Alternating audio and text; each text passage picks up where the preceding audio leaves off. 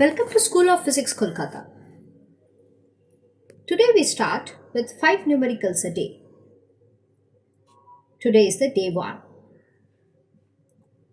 The first problem that we discuss is that a case where the police jeep is approaching a right angled intersection from north and it is chasing a speeding car that has turned the corner and is now moving towards the east direction. When the jeep is at 0.6 km north of the intersection and the car is 0.8 km to the east, the police determine with radar that the distance between them and the car is increasing at 20 km per hour. If the jeep is moving at 60 km per hour and at the instant of measurement, what is the speed of the car at that instant? So let us first draw the diagram, and then this is the north direction and this is the y axis. The jeep is there and this is the x axis and east direction. The car is here. Now let us say at any instant the jeep is at y distance from the origin and the car is at x distance from the origin, and the distance from the jeep to car is s. Now, the velocity at an instant when the radar is being used to measure the velocity between the jeep and the car. So, dy dt at that instant, the speed of the jeep is 60 km per hour, but it is y value is decreasing, so hence minus 60. dx dt is the speed of the car that we need to calculate, and ds dt as determined from the radar is 20 km per hour. We know from the Pythagoras theorem, s square is equal to x square plus y square. So if you differentiate with respect to time, we get this. So 2 gets cancelled. Then ds dt will be equal to 1 by s x dx plus y dy dt. What is the value of s? The value of s is root over of x square plus y square. So we substitute that. And then we substitute the values. So it is being given that the x is given to be 0.6 and y is given to be 0.8. So we substitute those values over here, and on the right hand side it will be 20 because the radar measures the speed to be 20 km per hour, and then we just substitute the values. We do take dx dt on the other hand side, 20 plus 36 by 0.8, and that is 56 by 0.8. So we get the car speed at that instant is 70 km per hour. Let us move on to the next problem. In this case, we have a highway which is AD, and there is a point located on the highway as shown. One has to get by car as soon as possible to the point B located in the field, which is at a distance L from the highway. It is known that the car moves in the field much slower than the highway. At what distance from point D one must turn off the highway so that it takes less amount of time? So as per the question, BD is L, and then let C be the turning point and CB is the path which is traveled in the field. So let us take CD to be the X variable. So the total time will be the time on the highway and the time on the field. Now let us say one is TH and another is TF. So TH is what? Highway. On the highway, AC is the distance traveled, which is AD minus X divided by the velocity. Let V be the velocity on the highway. Whereas how much distance is traveled in the field? It is BC distance, which is root over of x square plus L square, and let the speed in the field be V prime. So total time is given as AD minus X by V plus root over x square plus L square by V prime. So if one wants this time to be minimum, then from calculus we know that dt dx should be equal to 0. That is derivative with respect to x. So what do we get? We get ddx of this particular term. So when you take derivative with respect to x, for the first case we get minus 1 by v because AD is a given constant. And for the second term, it is root over, so we will get x square plus l square whole to the power minus half. A half comes up outside, and the derivative of whatever is inside the root is 2x. So we get 2x over here. And then let us just simplify this statement. So if we take 1 by v on the other side, then it becomes this. Then 2 and 2 gets cancelled. V prime by v, we can write it as x square plus l square whole to the power minus 1 half, and then multiplied by x. We will square both sides and then simplify it once again. And then what we do is we take the reciprocal of it. After taking the reciprocal, we get 1 plus l square by x square is equal to v square by v prime square. And then when you take this one on the other hand side, and then take the reciprocal once again, and finally we take the root. And if I say the velocity in the field is v by k, where k is some constant, so x is equal to l by root over of k square minus 1. Next numerical. The two particles, 1 and 2, and they are moving with constant velocities, v1 and v2, along two mutually perpendicular straight lines towards the intersection, point O. At the moment t equal to 0, the particles were located at distance L1 and L2 from the point O. How soon will the distance between the particles become the smallest? What is it equal to? So we need to calculate the time and the smallest distance.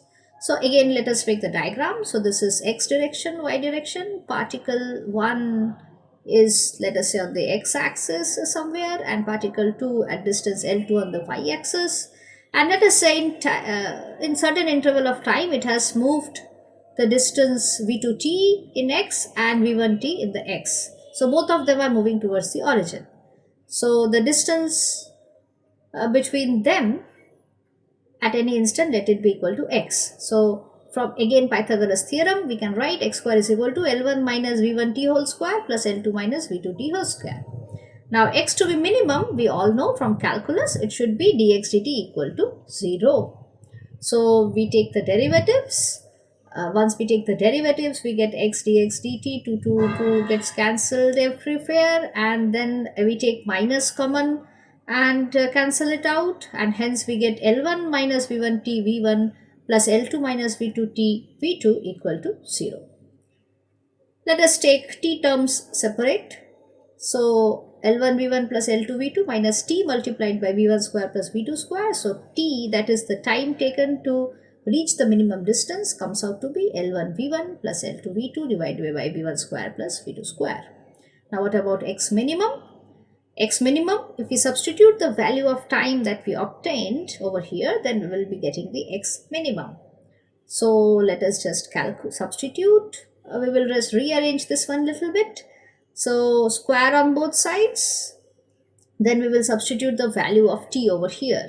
So first term L1 square plus L2 square, then t square becomes L1 v1 plus L2 v2 whole square divided by v1 square plus v2 square whole square, and minus 2 L1 v1 L2 v2, and substituting the value of time. Then if you simplify this, one term of this will cancel with this, so we are left with L1 v1 plus L2 v2 whole square by v1 square plus v2 square. This square will not be here, so we remove it. Okay, fine. Now the second term and third term can be simplified to obtain minus this, and we take the LCM also here. So after taking the LCM, we get this, and let us continue the simplification.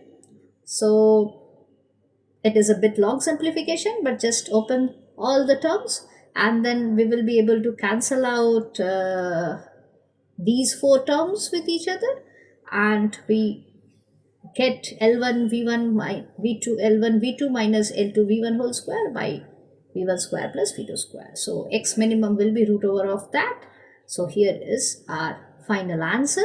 That is, this is the minimum distance from the other end of the highway, from where the car should turn around to reach the point B. Next problem. A particle starts moving rectilinearly at time t equal to 0 such that its velocity v changes with time t according to the equation v equal to t square minus t, where t is in seconds and v is in meter per second. Find the time interval for which the particle retards. Retards means negative acceleration. So we all know that a vector is equal to ddt of velocity vector. So it is, function is given t square minus 2. So after taking derivative we get 2t minus 1. Let us say the direction is n cap.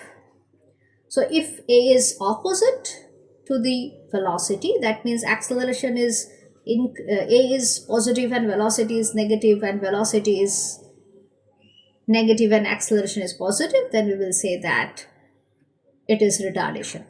So that means what? If velocity vector is t square minus t into n cap and acceleration vector is 2t minus 1 into n cap, so if they are in opposite direction, their dot product must be equal to 0. So we substitute the values, n dot n becomes 1. So we get t into t minus 1 into 2t minus 1 is less than 0. So one of the case is 2t minus 1 is less than 0 and t minus 1 is positive, and another case is t minus 1 is negative and 2t minus 1 is positive. So in the first case 2t minus 1 is negative, so that will give us t less than half, and in that case t must be positive, so t minus 1 must be positive, so t greater than 1, which case is not possible. In the other case, t minus 1 is less than 0 and 2t minus 1 is greater than 0.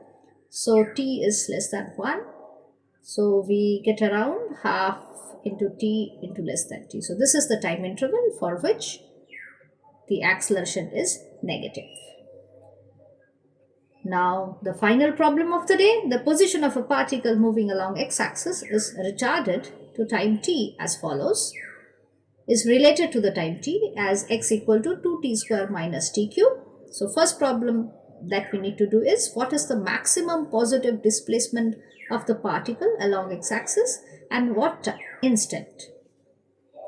So for the solution, we start with the expression between velocity and position, which is v is equal to dx dt. So x is given this, so derivative will be 4t minus 3t square. So acceleration is dv dt, d2x dt square is equal to 4 minus 6t. For maximum or minimum displacement, we know that dx dt will be equal to 0. So that will give us 4t minus 3t square equal to 0. So if you simplify, either t is equal to 0 or t is equal to 4 by 3. Now for maximum, we know that the double derivative must be less than 0. So what is the double derivative? Double derivative is 4 minus 6t, which at t equal to 0 is 4, which is positive, so it is not a maximum.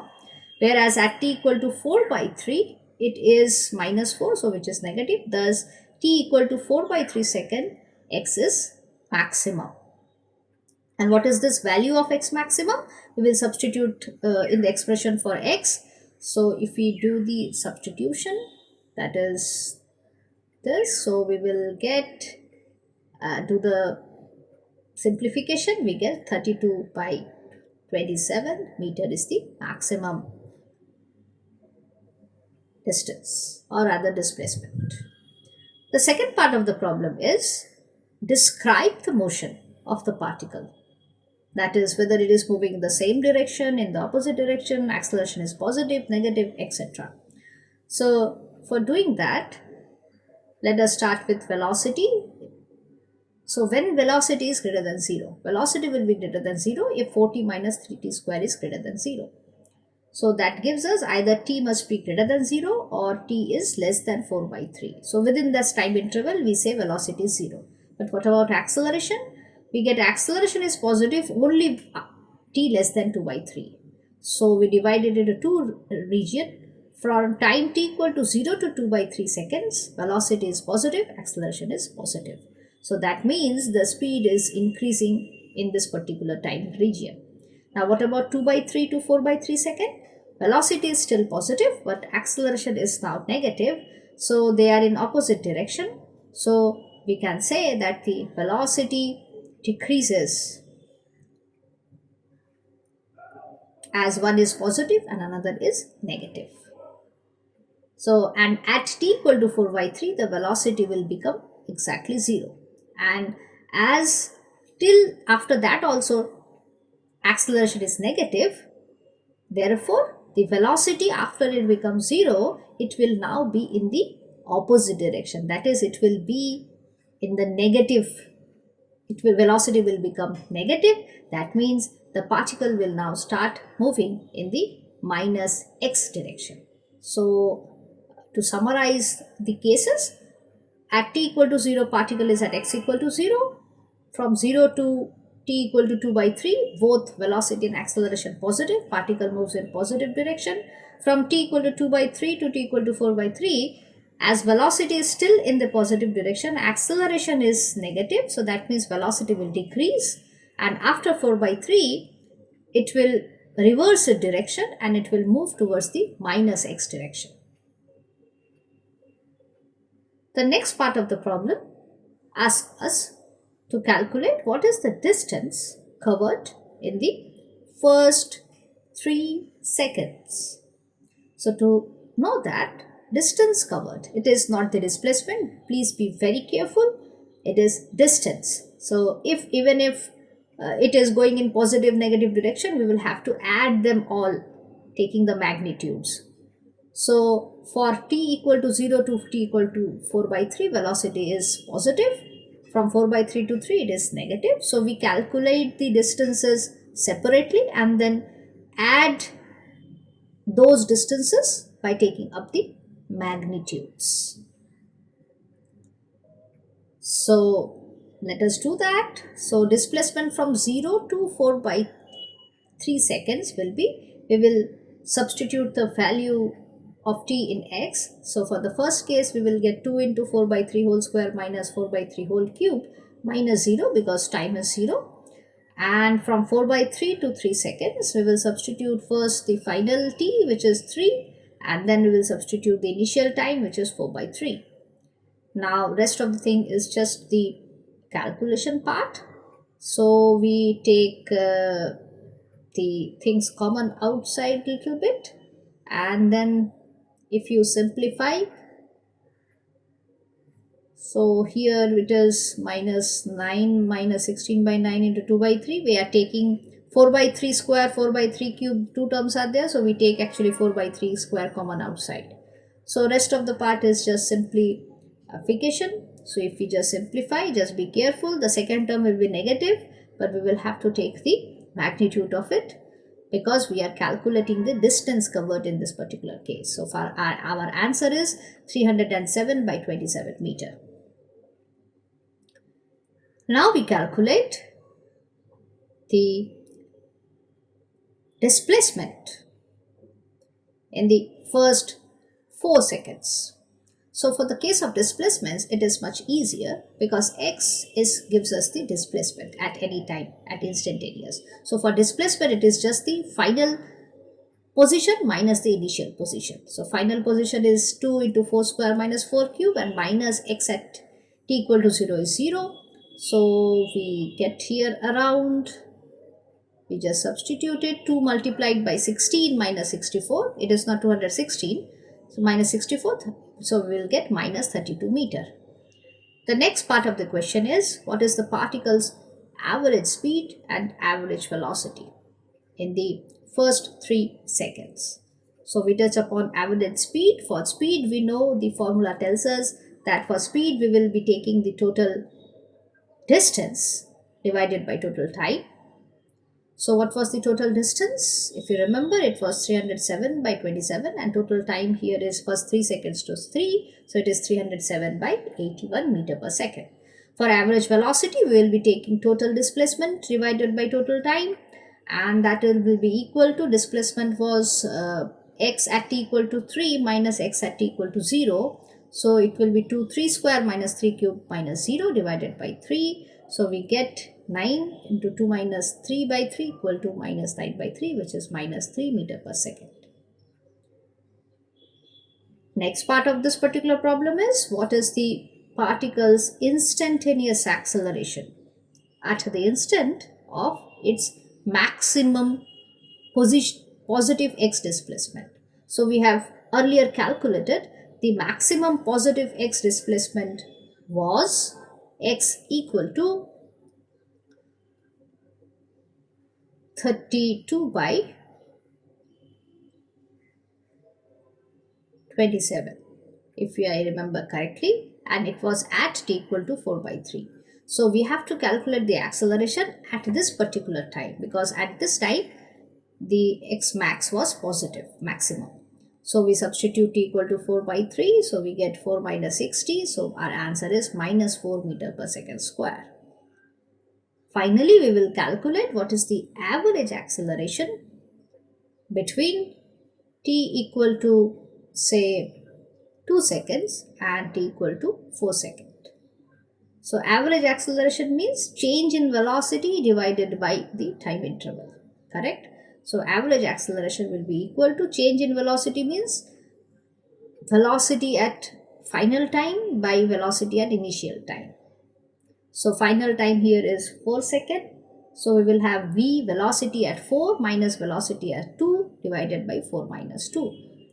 So velocity expression was v equal to 40 minus 3d square.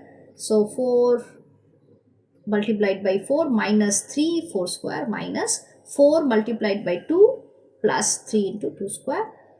So if we just simplify this expressions, after simplification we will get 4 minus 2, 4 2 is 8, 8 minus 36 by 2. So average acceleration between this time interval is minus 14 per meter square. So this is the end of our day 1 of the 5 numerical a day series. So just keep on watching the YouTube channel, subscribe to it. Also like our Facebook page so that you get the updates on all the further videos that is being posted. So keep watching and keep waiting for the day 2 5 numerical a day. Thanks everyone.